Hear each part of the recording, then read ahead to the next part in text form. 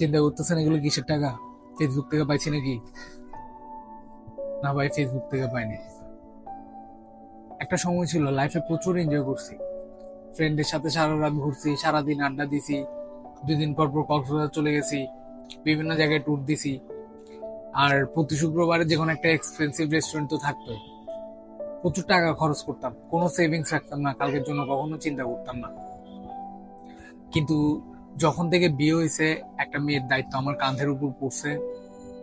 এরপরে কোথায় গেছে গা বন্ধু বান্ধবের সাথে ঘোরাঘুরি, কোথায় গেছে গা ট্যুরে যাওয়া, আর রেস্টুরেন্টে সে তো 2-3 মাস একবারও যাওয়া হয় না। এখন পকেটে অল টাইম 15-20 হাজার টাকা সেভিংস থাকে, কালকের জন্য চিন্তা করি। কারণ আমি জানি আমার কাঁধের উপর আমার ওয়াইফের দায়িত্ব আছে, আর ওকে কোনো কিছু কমতি রাখা যাবে না। এই জন্য হয়তো মানুষ বলে দায়িত্ব সময়ের সাথে মানুষকে পরিবর্তন করে।